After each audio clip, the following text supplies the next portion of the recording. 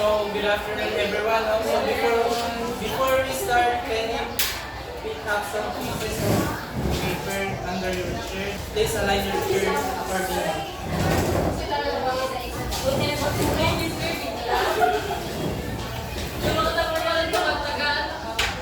So, okay, discussion about, my topic is all about research on technology and young children. So, it's just explanation of the finding of this research, no, the impact of the technology for young children. So, can we read our objectives? At the end of the lesson, the student will be able to explore the more instead and back of the young children's development. Researchers say appropriate technology use practices for young children, including navigating age-appropriate apps and websites, and managing screen time effectively. Develop a balanced, more perspective and rule of technology in children's lives, appreciating both its potential and its limitations. Specific for the summary of this findings, no? Children today are born into a world where technology is deeply integrated. So nowadays, technology is very rampant, no? So parents use and depend on technology of work, socially, and in the home. But how do parents of the nation's younger children think during the early years? So even the parents and teachers uses technology, no? So that's why they are very dependent. Even though makatimang sila sa bata, tina-integrate ng technology para less ang nilang time magbantay sa bata kahit kung may interest. Labi man ang interest ng bata basta cellphone or laptop na kay magtanong sila sa ilang mga videos na ilang gusto. So now let's proceed. So this report is according to the Response Institute survey. They survey 1,000 parents for the technology na or impact or helpful ba siya, but we will going to analyze this one. So to better understand how parents of young children are responding the digital age, Ericsson Institute at it's internationally recognized.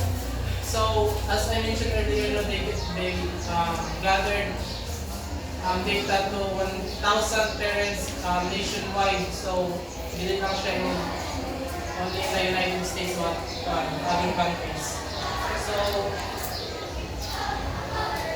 before that, let's discuss the technology in the home. So, in your home, what is the common technology that your cousin or children or brother and sister that uses? Cellphone, tablet, and computer. Digital technology that can provide videos too. So according to the data there, the Ericsson Institute gathered, technology used by children under 6 as reported by parents is any device is 85%, the TV is 78%, the tablet is 53%, the smartphone is 42%, and the computer is 32%. So, kapit-hapit lang ang any device o TV. So, I don't know what kind of device is this. I think PS5 gaming device, gaming device. So how family are engaged with the technology industry?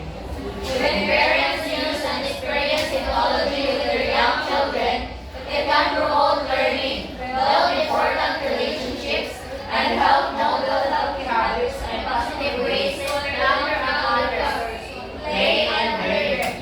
When parents and young children build space together, it is also a way to monitor, use, and guide children toward more meaningful content through interactive exploration or activities that discover creativity and discovery. So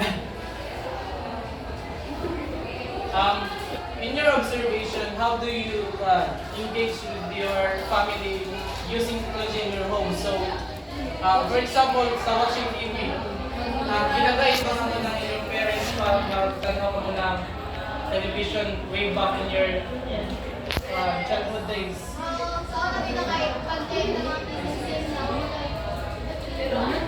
Yes, correct po. Yung mga speechy na mga movies. So, other parents tend to educate their children by explaining what is that all about, no? Di ba kayo pag sa mga balita or other movies na yung nakatatak rated is PG, straight kung patnuba at gabay ng magulang ang kailangan. So, that's why to foster their creativity and discovery, we need to guide them or explain them of what is that all about. So, for example, sa common na ginawatch ng bata ko nga ng Peppa Pig or Cocomelon. So, can you share your experience? How did you explain that to your son? Kung ano ba ang Cocomelon or Peppa Pig? Yun sa yung pag-guide ba ng bata ba or explain about sa Peppa Pig? Yes, actually, we cannot, especially in total 3 years old, we cannot explain it because di ba sila kayo abstract na makasabot. But we can guide them by choosing appropriate videos or videos that we wanted to kanang gusto nila, kanang gusto nato ipatanaw sa ila. So, kanang mga educational videos. So, according to Eric Institute no, sa ilang survey na data, most of the parents spend time to their children is 6% for no time, 30% for 21% for 30 minutes, and 35% for 30 to 60 minutes, 23% to 1 to 2 hours, and 16% is 2 plus hours. Now, if you look to this, what do you call this pie graph? Do you think 2 plus hours of screen time spending with your children is appropriate or not? Do you think appropriate na siya ng lampas ng 2 plus hours to spend? So it's too much, no? Preferably 30 to 60 minutes. Equivalent to 1 hour. That's because we need to set boundaries or limitation in order for our child na hindi siya maadi sa gadget. So, let's proceed. Please read. In the survey, an overwhelming majority, 86% of parents, reported that they are satisfied with how their young children access and use technology in the home, citing benefits such as early learning and cognitive development. And in fact, 56% of parents believe that their children are and 51% associate technology use with having an impact on success in school. So, to easily understand, is the bar graph of Erickson's Institute, no? So that parents perceive benefits on schools with willingness and success from technology. So 56% of the 1,000 parents is they rated 56% for school readiness. That is because they believe that the child they tend to imitate the language that the video spoken of English language. Most of the children can speak English language but not straight up and fluent, but they can speak using basic words. And this 54% is called success. Other parents believe that their children belongs to with honor or higher honor. That is because of the help of technology. So, any question about this data? So, none. So, let's proceed to parents. Parents perceive benefits associated with technology use. So, sa early learning, 72%. Teaching skills, 69%. Language, 62%. Fine motor skills, 60%. Communication, 56%. And social skills, 42%. So, most of the parents believe that because the majority of the parents voted for the early learning, so they believe that the younger the children exposed to technology, the younger they learn. So, do you believe in that statement? I mean, do you agree with that statement na kung mas bata ma-expose ang kung mas bata pa ka ma-expose sa technology, mas possibility, dako ang possibility nga dali na po siya makapatay. Yes. So, sa teaching skills, 69% because they believe that technology is also a good feature. For example, nowadays technology existing may apps na mag-tutor sa bata bitaw ng which mag-provide ng specific example. For example, kung sa atong educate na mga learning apps, di ba may mga instruction ang apps na atong gigamit. So, 69% they believe that effective sa mga technology. So, language is 62%, which is English speaking bitaw ang mga bata o mga ma-encounter na ito. Sabot na ka lang sa mga naikaya na pamilya nga tag-isang cellphone ng ilang bata. When you speak to them, they are very good at English, but they are not fluent enough to say the one sentence words. So the communication, yes, 56% because they also Fine motor skills ko ba? sa fine motor skill, 60%. That is because in technology they are Important at pagka. hands. Mga hands yun. No? So, but the gross motor skills is what siya mabilong ka lumod. Bisa na yung pwede. Liga, ang input na. Yes. The communication is 56 because they believe that maka-imitate ng bata as I explained kanina. So, social skills is 42%. Maka-interact ba ang mga bata using technology? Yes or no?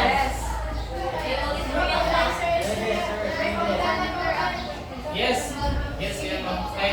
Pwede sila mag-tawag sila mga because most of the children now know how to use the messenger or to call. Sometimes they are...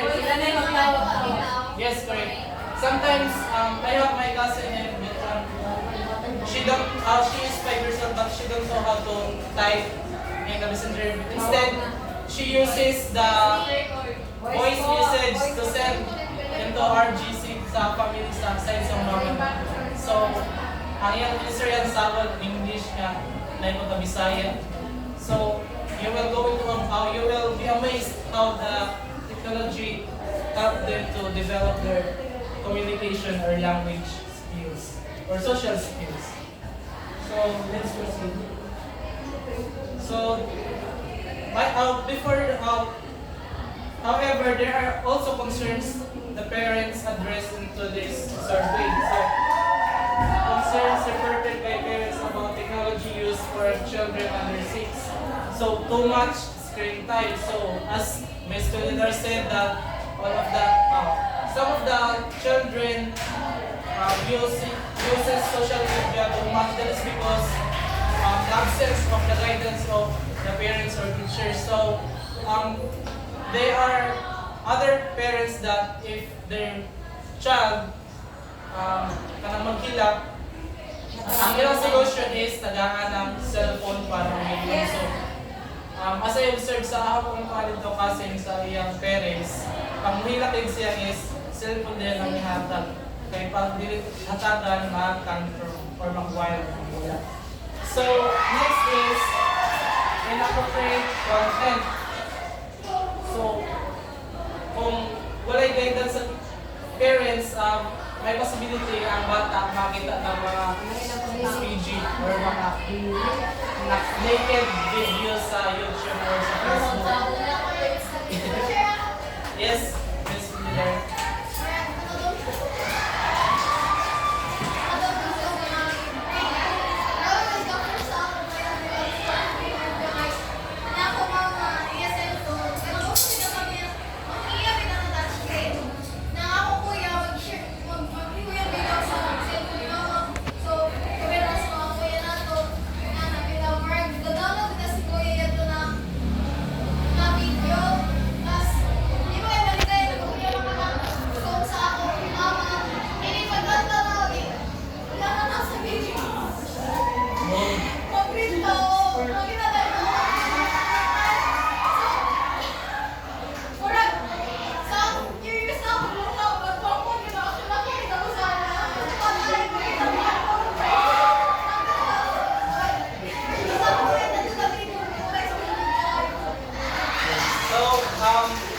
Way back in my childhood days, so mga 7 years old, beta ako. Di ba, ang uso sa una is DVD ka ng tape. We have this barkada na may tape, dala silang bar, pero ang content is bold. Mga lang siya sa kawa ko, kadati sa tinda. So, mga grade sa litong kaya, ako sa tinda, ang plana mo is, ano ba yan? So, that is part of the inappropriate content. Pero may love story or horror movies pero nakasaluan mga Yes, mga kawan. Malagas one.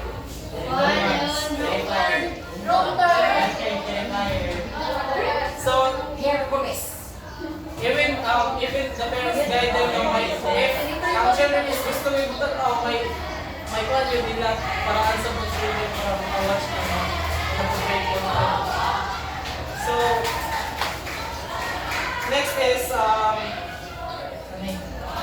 less time in active play. So, of course, dili sa grade sila pwede magdagdag ng cellphone, so mag-igda or mag-integrate sila. So, dili malibang ilang gross motor skills. So, that is one of the functioning of the parents. Next is commercial messages. Sa commercial is, di ba may mga pop-up sa atin ng mga links or email na punta ka sa awat, isang hindi na kamay na mga pop-up na. So, may tendency na mag-click yan ng bata, then ang possibility is may mag-convict mga or it's either mo kita sila na inappropriate content. So, it's kasi ito, less time outdoors. So, even when you convince the child to go out, addicted na sila sa technology, sa smartphones, laptop, or TVs, they are going to refuse your panghagad namin lahat. Kaya ito ganahan na sila magdakay while watch ng mga videos. So, physical issue. So, as you observe na ang mga bata sa mga kwartahan dito, di ba, may glasses na din, bro. Pagkanaw mo malnourished, kaya tungod. Pagkanaw na gusto ko, pero gusto ko, kaya tungod, spoiled siya din. Yes. Wala siya i-encourage siya magduwa outside. Pinasaon lang mga bata, bisa lubog ng sapa, mag-dive-dive, magbunuhan ng lapo, or it's either magbaybayan. So, ma-expose ang atong mga fine and gross motor skills tungkol sa atong tape-based kung saan na without the guidance. So, last one is sleep disruption as what Mr. Leaders report earlier na other children is tagdugay naman to, that is because they are addicted. Yes, balik na. So, mas-exposure. Kaya, even though imusak down na sila daw, okay, most of the parents kay buwabot na sila sa kwarto. So, pag dawas ng parents, mag-use gyapon sila na ilang cellphone. So, if much better if we're going to pay, if we offer them ang internet, they can use gyapon ang cellphone. It's because may ilang offline games na download sila cellphone. So, So there is the concern ito ang mga concerns ng parents sa survey ng Erickson's Institute. So let's proceed for the trusted sources for technology advice according to Erickson's Institute. When parents were asked to rank each of these sources, individually 51% ranked pediatricians are the most trusted, followed by the family members 45% and early childhood teachers 30%. So, what is pediatrician? So it is the Doctor of the children. yes, doctor of the children, the caregivers. Below 0 to 18. Yes, correct. Then the family members, according to survey, no, mas trusted nila ang pediatrician followed by the family members and then the teacher of the early childhood. So, the way forward parenting in the digital age. Parents are the most influential role models for young children and technology use. So, it is important for parents to be mindful of their own technology habits during a child's formative years. So, as what Ella mentioned last meeting about sa technology, we need to limit the technology use into our students or children. So, we will going to set boundaries. Dapat kung ang sabot ninyo is 30 minutes buntag, 30 minutes hapon, di siya dapat ma-exceed and dapat you need to facilitate or guide them. So, ikaw na parents, be mindful mo ka sa time kay basic mag-exceed na sa limit ang children. So, let's proceed to the tips of the experts of Erickson Institute. Parents have, so as we discussed, it is the role of the parents to facilitate their children. Next is relationship matter most in a child's early years. So, in order for them to feel beloved and feel to belong in your side, no, that's why you need to also to join them in their screen time.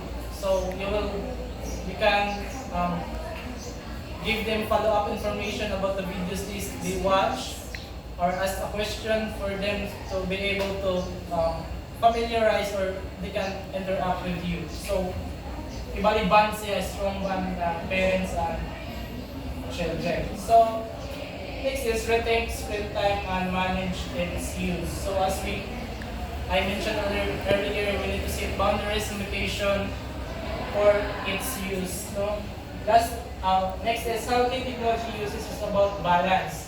So, limitation and then balance. Then manage your own technology use thoughtfully. So, that's all.